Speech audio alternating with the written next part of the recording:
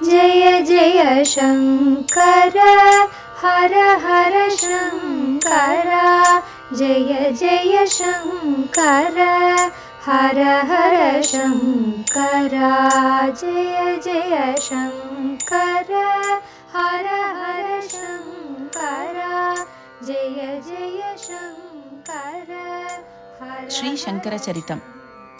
தெய்வத்தின் குரல் 5ஆம் பகுதி. யாகத்தில் ஹிம்சை. சாத்விகமான வாழ்முறைக்கென்று குறிப்பாக ஏற்பட்ட பிரிவினரிடமே ஹிம்சை அம்சம் இருப்பதாக தோன்றும் யாக கர்மாவை வேதங்கள் கொடுத்திருக்கின்றன என்றால் அதில் நியாயமில்லாமல் இருக்குமா?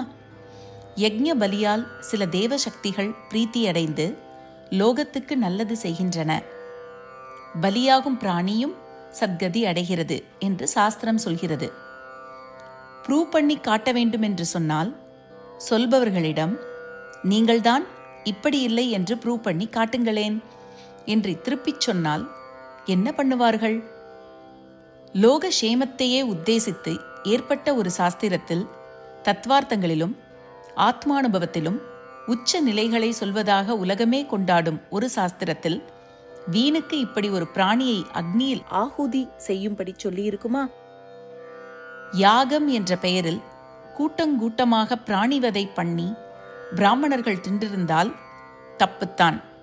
ஆனாலும் வெறும் ஆடம்பரத்துக்காக பிம்பிசாரன் மாதிரி எவனாவது ராஜா பிராமணர்களை கொண்டு இப்படி செய்திருக்கலாமே தவிர வாஸ்தவத்தில் எந்த யஜ்ஞத்திலும் இத்தனை பிராணி பலிக்கு அவசியமே கிடையாது. ஏராளமாக பிராணிவதை செய்து யாகம் செய்வது தப்பு என்பதற்கு பாகவதத்தில் ஒரு உபாக்கியானமே இருக்கிறது. பிராச்சீன பர்ஹிஸ் என்ற ஒரு ராஜா, அவன் ஏகப்பட்ட பசு ஆடு வதை பண்ணி யாகங்கள் செய்தான். நாரதர் அவனை தடுத்து நல்லறிவு புகட்டுவதற்காக வந்தார்.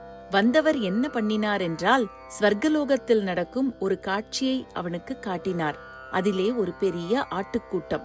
ஒவ்வொரு ஆட்டுக்கும் கெட்டியாக இரும்பு கொம்பு நல்ல கூராக இருந்தது. அந்த ஆடுகள் சாதுவான ஆடுகளாக இல்லாமல் புலி சிங்கம் மாதிரி உக்ரமாக தங்களுடைய இரும்பு கொம்புகளை தீட்டிக்கொண்டு எதையோ கிழித்து போடுவதற்கு ஆயத்தமாக இருக்கின்றன. ஐயையோ, இதுகள் ஏன் இப்படி விபரீதமாக பண்ணுகின்றன? எதை குத்தி கிழிப்பதற்காக இவ்வளவு முஸ்தீப்பாக இருக்கின்றன என்று பிராச்சீன பர்ஹிஸ் கேட்கிறான். அதற்கு நாரதர், உனக்காகத்தாண்டா இதுகள் காத்து கொண்டிருக்கின்றன. கணக்கு வழக்கில்லாமல் யக்ஞபலி கொடுத்த ஆடுகள்தான் இதுகள். இவற்றுக்கு ஸ்வர்க்க பிராப்தி கிடைத்திருப்பது வாஸ்தவன்தான். ஆனாலும் நீ மிதமிஞ்சி ஜீவஹத்தி பண்ணினது பாவந்தான் என்பதால் நீ எப்போது அங்கே வருவாய், உன் குடலை கிழித்து போடலாம் என்றே காத்துக்கொண்டிருக்கின்றன என்றார் என்று பாகவத கதை. பிராமணர்கள் தின்னுவதென்பது யக்ஞ பிரசாதம் என்ற மரியாதைக்காக ஒரு குன்றிமணி அளவுதான், வயிறு புடைக்க அல்ல. இவ்விஷயமாக தெய்வத்தின் குரல் 2ஆம் பகுதியில் வேதம் என்ற உரையில் ஜீவஹிம்சை செய்யலாமா என்ற உட்பிரிவு பார்க்க, அஹிம்சை சமத்துவ கொள்கை என்பவற்றுக்காக தற்காலத்தில் பௌத்த ஜைன மதங்களை ஹிந்து மதத்தை விட உயர்வாக நினைத்து கொண்டாடுவதை பற்றி சொல்ல வந்தேன். பிற மத கண்டனத்திற்காக அல்ல, ஸ்வயமத கண்டனம் கூடாது என்றே. அந்த மதங்களை நான் கிரிட்டிசைஸ் பண்ண வரவே இல்லை. எந்த மதத்தையுமே சும்மாவுக்காக கிரிட்டிசைஸ் பண்ண வேண்டியதில்லை. ஒவ்வொரு மதத்திலும் பல காலமாக ஒவ்வொரு ஜனக்கூட்டம் இருந்து வந்திருக்கிறது என்றால் அந்த மதங்களில் அவர்கள் ஒரு நிறைவை கண்டுதானே அப்படி இருந்திருக்க வேண்டும். எந்த மதமானாலும் ஸ்வயநலமாக போகப்படாது. ஆசைகளை குறைத்து கொள்ள வேண்டும், அன்பாக இருக்கணும், சத்தியமாக நடக்கணும் என்று சொல்லி இந்த உடம்பு அனுபவிக்கும் உலக இன்பங்களுக்கு மேலாக ஒன்றை காட்டிக் கொடுக்கத்தானே செய்கின்றன. சீலமும் பிரேமையும் தியாகமும் தங்கள் கொள்கைக்கும் அனுஷ்டானத்துக்கும் உரிய ஒரு சொந்த அனுபவமும் பெற்ற மகான்களாக எல்லா மதங்களிலும்தான் பலர் வந்திருக்கிறார்கள்.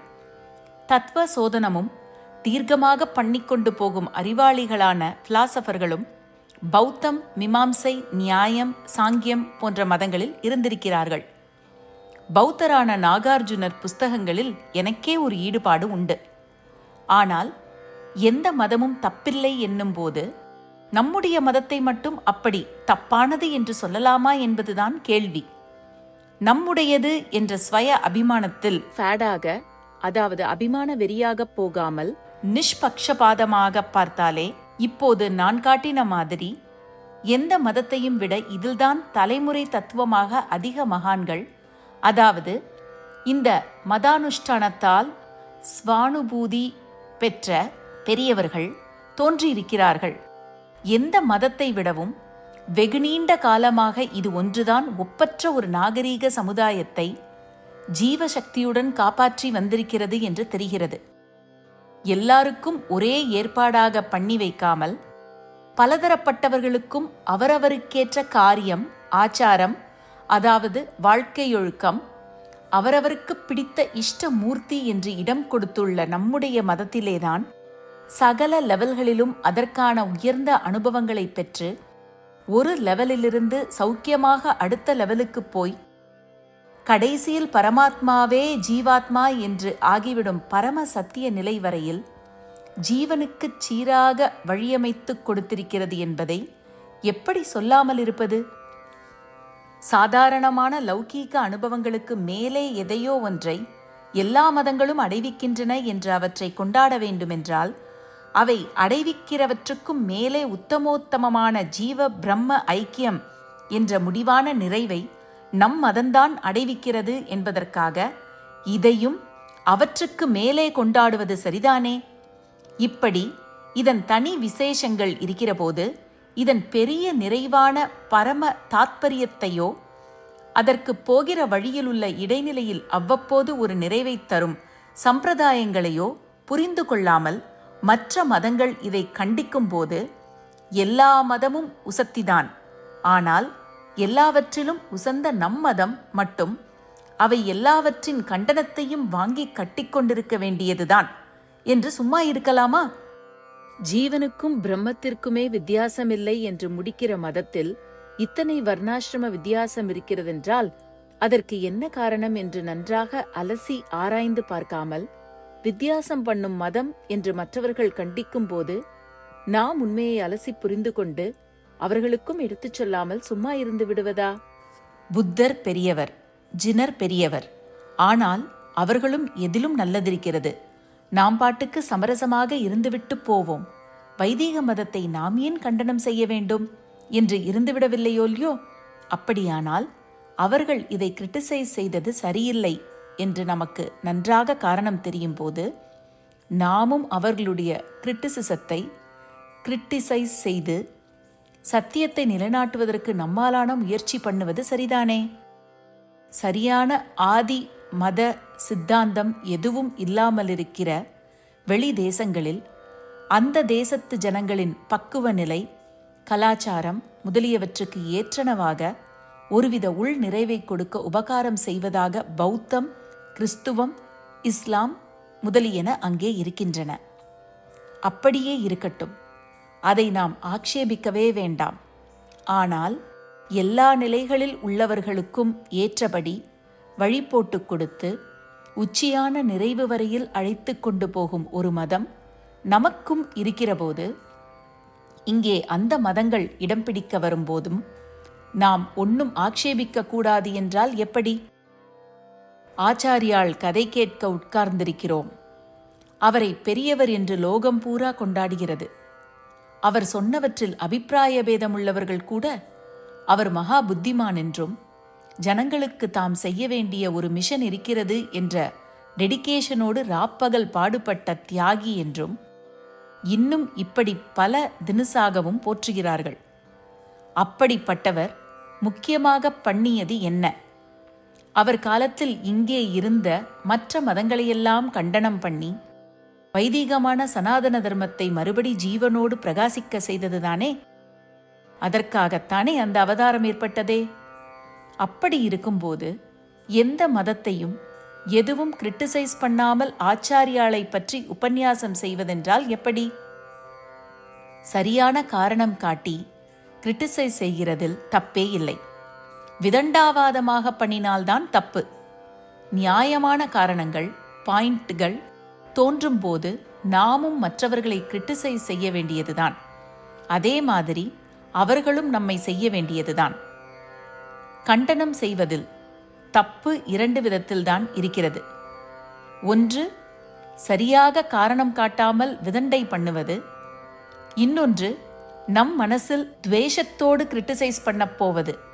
மாற்று அபிப்பிராயமுள்ளவர்களிடம் துவேஷம் என்பதே இல்லாமல் பிரேமையோடு அபிப்பிராயங்களை மட்டும் கிரிட்டிசைஸ் செய்ய வேண்டும். அவர்கள் புத்திக்கு அப்படி தோன்றுகிறது. நமக்கு தோன்றுவதை அவர்களுக்கு எடுத்துச் சொல்வோம். அவர்களுக்கு தோன்றுவதையும் கேட்டுக்கொள்வோம். 2 பேரும் 2ஐயும் அலசி ஆலோசித்து பார்ப்போம் என்ற மனோபாவத்தோடு நடக்க வேண்டும். இந்த பிரேமையில்தான் சமரசம் இருக்க வேண்டுமே தவிர கொள்கையில் இல்லை. கொள்கையில் அப்படி சமரசம் என்று சும்மா இருந்தால் மற்றவர்கள் நம் தலையில் ஏறி உட்கார்ந்து கொண்டு நம்மை ஏமாந்த சோனகிரிகளாக்குவதில்தான் முடியும். மனசில் அன்போடு நமக்கு சத்தியமாக தெரியும் கொள்கைகளுக்காக போராட வேண்டும் என்பதே முறை. சகல சித்தாந்தங்களும் உள்ளடங்கியதாக உள்ள வேத தர்மத்தை ஆக்ஷேபித்து அல்லது அதில் ஒரு அம்சத்தை மட்டும் எடுத்துக்கொண்டு அதுவே பூர்ண தர்மம் என்று சாதித்து அறிவும் ஒழுக்கமும் வாய்ந்த சிலரும் கலியிலே சித்தாந்தங்களை பரப்பினார்கள் என்பதை நம்முடைய சாஸ்திர புராணங்களில் கலிபுருஷன் பண்ணின கிருத்ரிமமாகத்தான் சொல்லியிருக்கிறது. இது நல்லதற்கில்லாததே நல்லதாக வேஷம் போட்டுக்கொண்டு வந்து ஜனங்களை மயக்கி அவர்கள் வேத விருத்தமான அம்சங்களையும் அனுஷ்டானங்களையும் கொள்கைகளையும் வாழ்முறைகளையும் பின்பற்ற பண்ணியதுதான் என்று சொல்லியிருக்கிறது. பிற மத கண்டனத்திற்காக அல்ல, ஸ்வயமத கண்டனம் கூடாது என்றே. தொடரும். ஜெய ஜெய சங்கர, ஜெய ஜெய சங்கர, மகாபெரியவா சரணம். ஹர ஹர சங்கர, ஜெய ஜெய சங்கர, ஹர ஹர சங்கர, ஜெய ஜெய சங்கர, ஹர ஹர